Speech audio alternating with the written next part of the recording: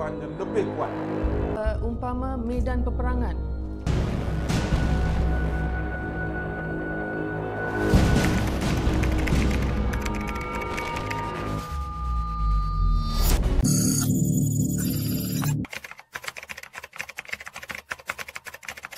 Pada 7 Mei 1991 jam 3.45 petang, tragedi letupan dan kebakaran kilang mercun Bright Sparkler merupakan tragedi letupan kilang mercun telah berlaku di Sungai Buloh, Selangor. Kilang mercun berkenaan dipercayai terbakar dan menghasilkan letupan gergasi yang boleh didengari sejauh 7 km daripada tempat kejadian. Sejumlah 26 mangsa telah terkorban dan sebanyak 83 mangsa dilaporkan cedera dalam kejadian ini. Bukan itu sahaja, letupan ini telah meranapkan sebanyak 200 kediaman penduduk di sekitar kilang tersebut serta tingkap-tingkap rumah di sekitar kawasan Sungai Buloh sehingga Bandar Seri Manjalara dan Selayang pecah. Insiden ini juga dikenali sebagai Hiroshima Sungai Buloh oleh media tempatan.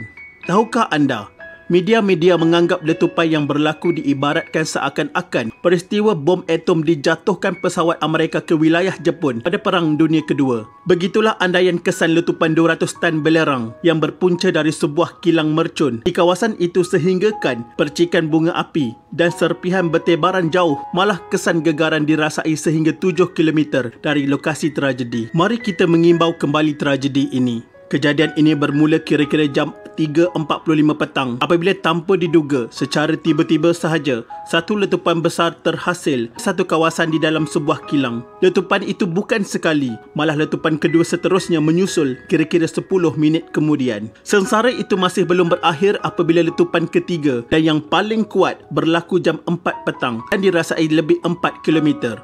Lebih 20 letupan kemudian terus berlaku hingga kepulan asap yang dipercayai paling dahsyat dalam sejarah negara boleh dilihat dari jarak 8 km. Berpuluh pekerja yang kebanyakannya baru bermula sesi tugas petang pada 45 minit sebelum itu kelihatan menyerbu pintu keluar kilang bagi menyelamatkan diri daripada dibakar rentung atau terus hancur akibat letupan berkenaan.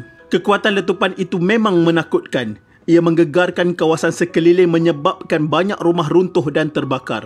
Bukan sekadar rumah sahaja, beberapa kilang termasuk kilang makanan haiwan, kilang papan dan kilang bahan pewarna makanan yang berada berdekatan turut terbakar. Berpuluh kenderaan termasuk kereta dan motosikal musnah sama sekali. Letupan itu turut menggemparkan penduduk sekitar termasuk anggota tentera di kamp tentera Sungai Buloh yang hanya terletak kira-kira 300 meter dari kilang berkenaan. Penduduk Bandar Baru Sungai Buloh diarah berpindah bagi mengelakkan kejadian lebih buruk akibat kebakaran besar di sebuah kilang mercun petang tadi. Letupan pertama berlaku kira-kira 3.30 petang tadi, diikuti satu lagi letupan kira-kira 10 minit kemudian. Keadaan kelang kabut terus berlaku apabila penduduk dan beberapa pihak yang berada berhampiran kilang melarikan diri bagi mengelak terkena serpihan batu, batang kayu dan besi yang berterbangan akibat letupan itu selain bahang api. Beberapa pihak yang gagal menyelamatkan diri akhirnya cedera terkena serpihan dan api itu. Kemalangan jalan raya turut berlaku sewaktu pemandu bergegas menyelamatkan diri ketika kebakaran ini. Seorang ahli kimia dari Hong Kong yang juga didakwa individu bertanggungjawab membuat ujian mercun di situ antara individu yang terkorban dalam tragedi terburuk negara di era awal 90-an ini. Punca kilang bunga api ni meletup, pengurus kilang tu, dia nak mencuba satu produk baru. Selepas letupan demi letupan itu semakin berkurangan, kedengaran raungan kesakitan di mana-mana. Berpuluh mangsa berlumuran darah manakala ratusan orang ramai mula memenuhi kawasan kejadian untuk mencari sanak saudara yang dikuatiri menjadi mangsa tragedi. Tangisan dan raungan semakin kuat kedengaran tatkala melihat keadaan ngeri mangsa yang rentung dan sudah tidak lengkap anggota badan dibawa keluar dari bangunan kilang yang hangus terbakar. 8 jentera bomba termasuk 2 dari kamp tentera Sungai Buloh, 2 dari wilayah Persekutuan, 2 dari Petaling Jaya dan masing-masing sebuah dari Damansara Utama dan Shah Alam tiba seketika kemudian untuk memadam kebakaran dan menyelamatkan mangsa. Lebih 50 anggota bomba bertungkus lumus memadam kebakaran. Tekanan air terlalu rendah, pili jauh, api merebak terlalu cepat. Angin kencang serta beberapa letupan menghalang tugas memadam dengan lebih mudah. Apabila pasukan bomba tiba, api sudah merebak ke 3 rumah berhampiran kilang. Pasukan bomba terpaksa menggunakan air yang dibawa sendiri dan selepas bertungkus lumus selama 2 jam, maka akhirnya berjaya mengawal api daripada merebak ke rumah lain dan sekitar kawasan berhampiran. 9 ambulans dari Hospital Kuala Lumpur, 5 dari Hospital Sungai Buloh berulang-alik mengangkut mangsa yang parah untuk mendapatkan rawatan kecemasan. Walaupun kebakaran sudah dipadamkan, anggota bomba tidak dapat meneruskan operasi mencari mangsa dengan mudah kerana khuatir letupan akan kembali berulang. Berikutan masih ada 3 tempat simpanan letupan bawah tanah di kilang tersebut. 2 daripada stor simpanan itu sudah meletup dengan meninggalkan kesan seperti kawah sedalam kira-kira 6 meter. Dia kata tuan punya kilang tu membuat ujian mercon yang terbaru dekat bawah tanah. Bomba dan pasukan penyelamat terus memantau keadaan di tapak kilang itu sehinggalah larut malam. Api menyala semula di beberapa bahagian bangunan itu kira-kira jam 2.30 pagi dan anggota bomba terpaksa menyembur air bagi memadamkannya. Bagaimanapun sehingga jam 5 pagi, tiada lagi letupan berlaku. Sehari selepas letupan, gerakan mencari yang dilakukan bomba menemui 21 mayat yang terbunuh dalam tragedi letupan dan kebakaran kilang mercon di Sungai Buloh itu. Satu daripada mayat itu ialah seorang ahli kimia dari Hong Kong yang bekerja di kilang tersebut. Pemeriksaan awal juga mendapati 83 orang cedera dan dirawat di beberapa hospital sekitar Kuala Lumpur. Polis juga menerima aduan mengenai kehilangan 6 penduduk tempatan. Selain itu, 37 rumah dan kilang serta 7 motosikal musnah dalam kejadian ngeri itu. Rumah-rumah di sekeliling semua habis. Pokok-pokok ranting semua terbakar hangus. Hampir 50 buah rumah dan keluarga terjejas teruk akibat peristiwa ini. Kegembiraan pada bulan Syawal bertukar menjadi tragik sekelip mata. Namun yang lebih menyedihkan apabila kehilangan insan tersayang dalam keadaan yang ngeri dan memilukan. Polis bagaimanapun mengalami kesukaran mengesan jumlah sebenar pekerja yang hilang dalam letupan itu. Berikutan majikan tidak mempunyai daftar kehadiran dan ada pekerja kilang berhampiran yang cedera atau belum melaporkan diri. Hari ketiga gerakan mencari mangsa dijalankan. Pasukan penyelamat menghadapi ancaman baru. Berikutan hujan lebat selama sejam kira-kira jam 2.30 petang menyebabkan berlakunya tindak balas kimia di lokasi letupan sehingga menghasilkan gas beracun.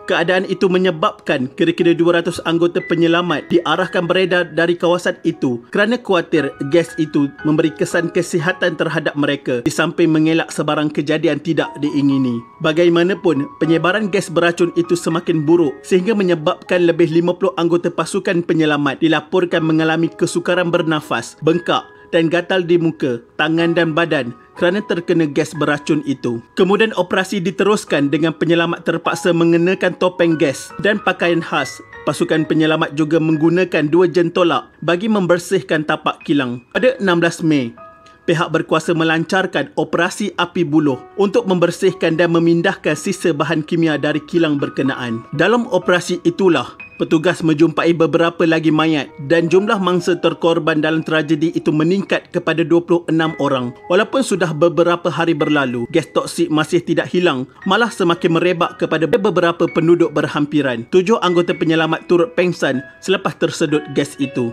Keadaan semakin bahaya apabila walaupun sudah masuk hari ke-11, masih terdapat bara api yang muncul di tapak letupan itu, tetapi ia berjaya dikawal pihak berkuasa yang segera memadamkannya.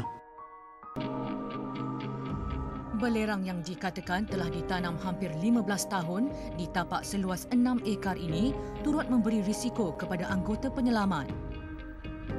Kebanyakan anggota pasukan penyelamat mengalami masalah kesukaran untuk bernafas dan gatal-gatal badan serta bengkak muka akibat lepasan bahan kimia dari kilang yang terbakar. Satu persatu kisah yang terselindung di sebalik tragedi letupan kilang Bright Sparklers itu mula terbongkar. Kilang mercon dan bunga api itu disahkan beroperasi secara haram sejak 1978. Malah ia juga bertindak menyalahi undang-undang apabila menggajikan pekerja di bawah umur. Siasatan juga mendapati kebakaran di kilang mercon itu disahkan berpunca daripada bahagian makmal yang menjalankan kerja-kerja menguji mercon yang siap untuk dipasarkan. Ia juga berpunca daripada kelalaian pihak kilang yang menjalankan ujian bunga api di luar tempat khas sehingga terkena longgokkan simpanan mercun dan bunga api yang terletak berhampiran. Sekaligus membongkar identiti kilang yang sudah beroperasi hampir 5 tahun secara haram. Seterusnya letupan semakin merebak. Keadaan semakin sukar dikawal ketika kebakaran berlaku kerana tiada usaha awal memadam kebakaran dan juga peralatan pencegahan kebakaran tidak disediakan secukupnya di kilang itu. Tragedi kilang mercun itu memberi sejarah besar kepada negara yang sekaligus mengubah polisi negara untuk terus mengharamkan sebarang aktiviti mercun termasuk sempena perayaan walaupun sebelum ini ia dibenarkan malah dihasilkan kilang di negara ini. Tanpa Bright Sparklers berlaku, pasukan bomba mungkin tidak akan membentuk pasukan unit bahan berbahaya hazmat yang pakar dalam menangani bahan kimia dan radiasi. Ditubuhkan pada 29 Oktober 1992 berkat tertubuhnya hazmat, ianya berjaya menangani kebocoran bahan kimia yang berlaku di Jalan Tun Kudu, Melaka serta tumpahan minyak dari nahas yang berlaku di Lebuhraya Pan Borneo satu ketika dahulu. Selain itu, Parlimen juga meluluskan Akta Keselamatan dan Kesihatan Pekerja 1994 hanya selepas tragedi ini. Memandangkan apa yang telah berlaku dengan Bright Sparklers, tindakan ia menyoroti betapa pentingnya majikan yang bertanggungjawab dalam mewujudkan persekitaran kerja yang selamat untuk pekerjanya. Penubuhan ini sangat membantu, terutama bagi pekerja binaan yang bekerja dalam keadaan berisiko tinggi. Semoga kejadian seperti ini tidak berulang lagi di masa akan datang. Moga Allah menjauhi negara Malaysia tercinta daripada bala bencana yang tidak diingini. Al-Fatihah kepada semua mangsa yang terkorban. Sekian, terima kasih.